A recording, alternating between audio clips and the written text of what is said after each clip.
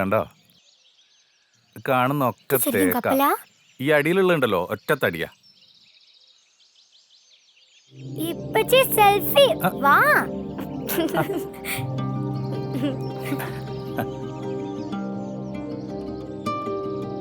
എവിടെടാ? നോക്കട്ടെ.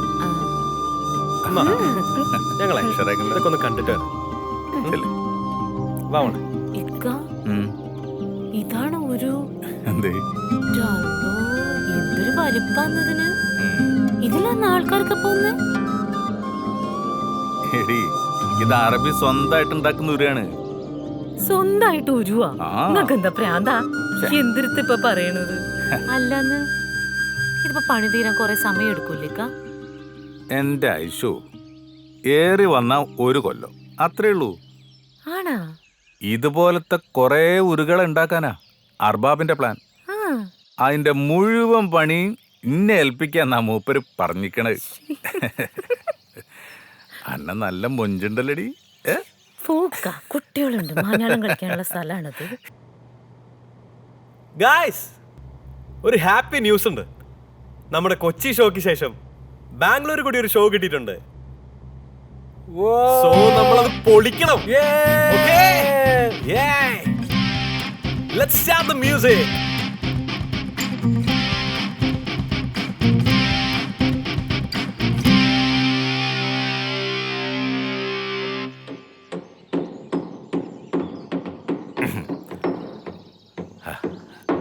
അല്ല ഋഷിതേ, പണിക്ക് എവിടം വരെയായി? ഓ, നിങ്ങളൊക്കെ സഹായം കൊണ്ട് ഉഷാറായിട്ട് പോകുന്നുണ്ട്. അല്ല, നമ്മളയക്കുന്ന മരങ്ങളൊക്കെ സമയത്തിന് കിട്ടുന്നില്ല. ഓ അതെ ഭാസ്കരേട്ടാ, മരത്തിന് കുറച്ച് കേടുണ്ടെന്നാ പണിക്കാരൊക്കെ പറയണത്. മരമല്ലേ റഷീദ് ഭായി, തിരി കേടൊക്കെ വരും, അത് പ്രശ്നാക്കണ്ടെന്ന്. അല്ല, നമ്മളെ മൂത്താശ്ശേരി അവിടെ മൂപ്പരൊരു കല്യാണത്തിന് വരും. അത് ശരി. അല്ല, നിങ്ങൾക്ക് മരത്തിന് വല്ല കുറവുണ്ടോ? അത് പറഞ്ഞപ്പോളാ കുറച്ച് തേക്കിന്റെ കുറവുണ്ട്. കുറച്ചാക്കണ്ടെന്ന്. എത്ര കുബീക്കാന്ന് പറഞ്ഞ പോരെ, നമ്മളിവിടെ ഇറക്കി തരും. പിന്നെ വെന്തേക്ക്, കരിമരുത്, മരുത്, ഇതിലേത് വേണമെന്ന് പറഞ്ഞാ പോരെ. ഭാസ്കരേട്ടാ, ഇപ്പൊ തന്നെ കുറെ ബില്ല് പെൻഡിങ് ഉണ്ട് നിങ്ങൾക്ക് തരാനായിട്ട്. എന്താണ് റഷീദ് ഭായി, അന്നോടാ പൈസ ചോദിച്ചിക്കണ്? പിന്നെ മൂത്താശാരി എന്റെ അച്ഛനും തമ്മിലുള്ള ബന്ധം അറിയാലോ. ഓരന്നെ കുറിച്ച് ഒരുപാട് കാര്യങ്ങൾ പറഞ്ഞിക്കണ്. അന്ന എനിക്ക് വലിയ ഇഷ്ടാ. പിന്നെ ഒരു ദിവസം കുടുംബമായിട്ട് പൊരയിലൊന്ന് വരണട്ടോ. ഓ സന്തോഷം ഭാസ്കരേട്ടാ. പിന്നെ ഈ 2 ഉരു ഇറങ്ങിക്കഴിഞ്ഞാല് അർബാബിന്റെ അടുത്ത് നിന്ന് എത്ര ഓർഡർ വേണം പിടിച്ചോളി. മരം നമ്മൾ ഇവിടെ എത്തിച്ചേരും. നമ്മൾ തമ്മിലാ ബിസിനസ്, മനസ്സിലായോ? എന്നാ പിന്നെ പറഞ്ഞ മാതിരി. ശരി.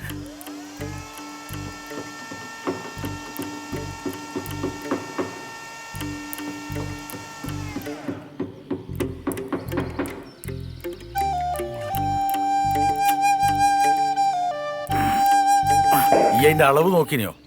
എന്തേ തണ്ടാ കാട്ടിക്കൂട്ടുന്നത്? നശിപ്പിച്ച് അളന്ന് നോക്കടാ. അജയ, ഈ എന്താണ് അവിടെ ചെയ്യുന്നത്? മേലെ കൊണ്ടുവെക്കടാ, കൊണ്ടുവെക്കടാ. അളവ് ശരിക്ക് വെക്കടാ. ശരി മേശ്ശേരി. അങ്ങനെ തന്നെ. തീർക്കേണ്ട സമയൊക്കെ ആയിട്ടോ. അവിടുന്ന് ഇതുവരെ വിളിയൊന്നും വന്നിട്ടില്ല. എന്നാലും പറഞ്ഞ സമയത്ത് നമ്മൾ തീർക്കണ്ടേ? ഇടയ്ക്ക് ചില പ്രശ്നങ്ങളൊക്കെ ഉണ്ടെങ്കിലും. നിങ്ങൾ ബേജാറാണ്. നമുക്ക് പറഞ്ഞ സമയത്ത് തന്നെ തീർക്കാം. മൂത്താശ്ശേരി നിങ്ങളൊക്കെ ഇവിടെ ഉള്ളപ്പോ എനിക്ക് എന്തിനാ ബേജാറ്? അല്ല, ഞാനൊന്ന് ഓർമ്മിപ്പിച്ചെന്നേ ഉള്ളൂ. എന്താണ് നോക്കിക്കുന്നത്? അത് ചെയ്തോറ. ഇതാണ് കണ്ണ് തെറ്റിയാൽ തോന്നോണം ചെയ്താൽ. നിങ്ങൾ പേടിക്കണ്ടെന്ന് ഓലതങ്ങ് ഉഷാറായിക്കോളൂ. ഉഷാറായാലോ ഇന്ന മൈൻഡ് ചെയ്യില്ല. നമസ്കാരം, ഞാൻ സോഫിയ KM. പുതിയ തലമുറയ്ക്ക് അത്ര സുപരിചിതമല്ലാത്ത വാക്കാണ് ഉരു എന്നത്. എന്നാൽ ഒരു കാലത്ത് ബേപ്പൂർ ഉരു എന്നത് ലോകമെമ്പാടും പ്രശസ്തമാണ്. ഇവിടത്തെ മൂത്താശാരിയാണ് നമ്മോടൊപ്പം ചേരുന്നത്. ബേപ്പൂരിലെ ഉരു എന്നത് ഒരു വിസ്മയം തന്നെയാണ്. നമുക്കറിയാം ഉരുവിന്റെ കൂടുതൽ വിശേഷങ്ങൾ. ബേപ്പൂരിൽ ഉരു നിർമ്മാണം തുടങ്ങിയത് എപ്പോഴാണ്? അതിപ്പം എന്നാന്നിപ്പോൾ കറക്റ്റായിട്ട് നമുക്ക് പറയാൻ പറ്റില്ല. എത്രയോ വർഷങ്ങളായിട്ട്, ആയിരക്കണക്കിന് കൊല്ലങ്ങളായിട്ടുള്ളതാണ്. പിന്നെ ഞങ്ങളിവിടെ തലമുറകളായിട്ട് മാറി മാറി മാറി മാറി എടുത്തതൊരു തൊഴിലായി. മാത്രമല്ല, ഞങ്ങളൊക്കെ അറിവിൽ ബേപ്പൂരിൻ്റെ ചരിത്രം തന്നെ ഈ ഉരു നിർമ്മാണമായിട്ട് ബന്ധപ്പെട്ടിട്ടുള്ളതാണ്. ഉരുവിൻ്റെ പേരിലാണ് ബേപ്പൂർ അറിയപ്പെടുന്നത്. പിന്നെ ഇത് ചരിത്രം പരിശോധിച്ചാൽ 5000 കൊല്ലം മുമ്പ് പിന്നെ ക്രിസ്തുവിന് ഒരു 1000 കൊല്ലം മുമ്പ് സോളമൻ്റെ കാലത്ത് ഒക്കെ ഇവിടുന്ന് നിലമ്പൂർ തേക്ക് കൊണ്ടുപോയിട്ടാണ് അവിടെ ദേവാലയങ്ങളൊക്കെ പണിതതെന്ന് പറയുന്നുണ്ട്. ഈ അടുത്ത കാലത്ത് എന്ന് പറഞ്ഞാൽ ഒരു 500 കൊല്ലമായി കാണും. എന്നാൽ ഇന്ന് കൃത്യം അറിയില്ല. ഈ മുസ്ലിങ്ങളെ മെക്കയിലെ കൈബ പൊളിച്ചു പണിതപ്പം അതിന് 4 കാലുകൾ ഉണ്ടായിരുന്നത് തേക്കാണ്, നിലമ്പൂർ തേക്കാണെന്ന് മനസ്സിലായത്. അതിൽ മലയാള അക്കങ്ങളാണ് കൊത്തിയിരുന്നത്. അതുകൊണ്ടാണ് മനസ്സിലായത്. അപ്പം അത്രയും പഴക്കം ഇതിലുണ്ടെന്നുള്ളത് ഒരു സത്യമാണ്. ഉരുവിന്റെ രൂപകൽപ്പന ചെയ്യുന്നത് എങ്ങനെയാണ്? അത് രൂപകൽപ്പന എന്ന് പറഞ്ഞാൽ ആദ്യം ഇത് കണ്ടില്ലേ, ഒരു തടി അടിമരം, അതിന് പാണ്ടി എന്ന് പറയും. അതാണ് ആദ്യം വെക്കുന്ന മരം. അതിന്മേലാണ് പിന്നെ ബാക്കി ഫ്രെയിമൊക്കെ വരുന്നത്.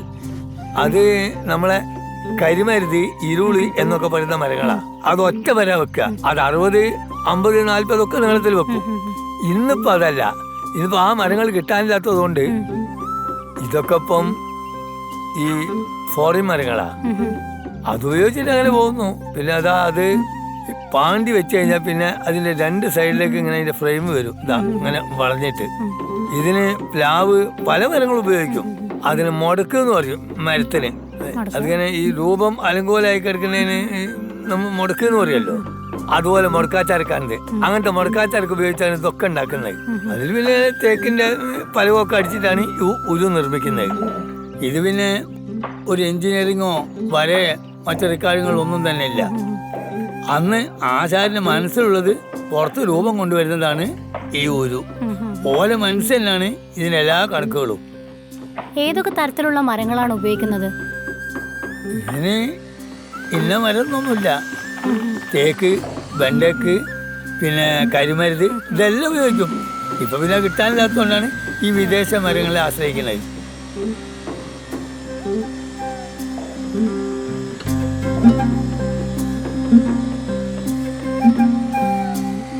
ഇപ്പൊ പറഞ്ഞല്ലോ തേക്ക് പോലുള്ള പലതരം മരങ്ങളാണ് ഒരു നിർമ്മാണത്തിന് ഉപയോഗിക്കുന്നതെന്ന്. അവ എവിടെ നിന്നൊക്കെയാണ് കൊണ്ടുവരുന്നത്? ഈ മരങ്ങളൊക്കെ ഇത്രയും നീളമുള്ള പാണ്ഡ്യമൊക്കെ വെക്കണ കരിമരുതൊക്കെ നിലമ്പൂരിനാണ്. എല്ലാ മരങ്ങളും, ഈ പ്ലാവായാലും കരിവാകായാലും തേക്കായാലും ഒക്കെ നിലമ്പൂരിന് കാട്ടിന്ന് വെട്ടിയിട്ട് ചാലിയാർ പോയാലൂടെ തരപ്പം കെട്ടി പാണ്ഡ്യാക്കി കൊണ്ടുവരുന്നതാണ്. അല്ലാതെ ഇത്രയും മരങ്ങൾ ഇവിടെ നാട്ടിൽ കിട്ടാനില്ലല്ലോ. ഏതെല്ലാം തരത്തിലുള്ള ഉരുകളാണ് ഇപ്പൊ ഇവിടെ നിർമ്മിക്കുന്നത്? ഇവിടുന്ന് ഈ അറേബ്യയിലേക്ക് ചരക്ക് കയറ്റി കൊണ്ടുപോകാനുള്ള ഉരു, പിന്നെ ഈ ആഡംബര ഉരു എന്ന് പറയും. ഇവരെ ഈ അറബികളുടെ കുടുംബത്തിനൊക്കെ ഓർക്ക് സഞ്ചരിക്കാനും ഈ ആഘോഷങ്ങൾക്കൊക്കെ, പിന്നെ റെസ്റ്റോറൻറ്റൊക്കെ ആയിട്ട് പോകുന്നുണ്ട്. ഇത്തരം ഉരുകളിലാണ് പണ്ട് വിസയും പാസ്പോർട്ടും ഒന്നും ഇല്ലാതെ കള്ളലോഞ്ച് കയറി പോകുന്നില്ലേ, അങ്ങനെ പോയത് ഇതിലാണ്. എത്ര കാലമെടുക്കും ഏകദേശം ഒരു ഉരു നിർമ്മിച്ചു കഴിയാൻ? അങ്ങനെ ഒരു പ്രത്യേക അളവൊന്നുമില്ല കാലത്തിന്. സാമ്പത്തികം അനുസരിച്ചിരിക്കും. നിർമ്മിക്കുന്ന ആളടുത്ത് കാശുണ്ടെങ്കിൽ ഏത് സമയത്തും നമുക്ക് തീർക്കാം. എത്രയും പെട്ടെന്ന് തീർത്തു കൊണ്ടുപോവാം. അതെയല്ലേ? ആരാണ് ഈ ഒരു ഉരു നിർമ്മിക്കുന്നത്? ഇതാ ഈ വിദഗ്ധരായ ആശാരിമാരൊക്കെ തന്നെ. അങ്ങനെയല്ല, ആർക്ക് വേണ്ടിയിട്ടാണ് ഈ ഒരു ഉരു നിർമ്മിക്കുന്നത്? അതിന് പൈസ മുടക്കുന്ന ഉടമകൾക്ക് വേണ്ടി. ഈ ഉടമകൾ ആരാണ് നിങ്ങളെ ഏൽപ്പിച്ചത് ഈ ഉരു നിർമ്മിക്കാൻ? അത് ഞാൻ ഇതിന്റെ ഒരു മൂത്താശാരിയാ. ഇവിടെ റഷീദ് എന്ന് പറഞ്ഞിട്ട് ഒരുത്തനുണ്ട്. അവനെ അറബികൾ ഏൽപ്പിച്ചതാണ്. അപ്പോൾ ഏത് രാജ്യത്തെ അറബികളാണ് ഈ റഷീദ് എന്ന് പറഞ്ഞ ആളെ ഏൽപ്പിച്ചത്? അറബി രാജ്യത്തുള്ള അറബികൾ. അതെ, അറബി രാജ്യം കുറെ ഉണ്ടല്ലോ. അതിൽ ഏത് രാജ്യത്തെ ഏത് അറബിയാണ് റഷീദ്? കാര്യം ചെയ്യ്, ഞാൻ കുറച്ച് അറബികളുടെ അഡ്രസ് അങ്ങ് തരാം. പോയിട്ട് സൗകര്യം പോലെ അന്വേഷിച്ചു. വേറെ പണിയുണ്ട് ഇവിടെ. അല്ല പോലെ സാറേ, നിൽക്കൂ. ഇത്രയും ആൾക്കാർ ഇവിടെ പ്രതിസന്ധിയിൽ നിൽക്കുമ്പോ ഏത് അറബിയാണ് ഏൽപ്പിച്ചത് നമുക്ക് അറിയാൻ പറ്റണ്ടേ? ഭയങ്കര പ്രതിസന്ധിയിലല്ലേ നിങ്ങൾ വെക്കണത്. ഈ ഉരുവിന്റെ പണി എടുക്കാത്തതിന് നമ്മക്കല്ല, ഇന്റർവ്യൂ എടുക്കാത്തതിന് ഇങ്ങക്കാ പ്രതിസന്ധി. ചോദിച്ചൊന്നും പോരെ സാർ? ഒരു മിനിറ്റ്, ഇത് ഒന്ന് കംപ്ലീറ്റ് ആക്കട്ടെ സാറേ. അല്ലേ പോലെ നിക്ക് സാറേ, പ്ലീസ്.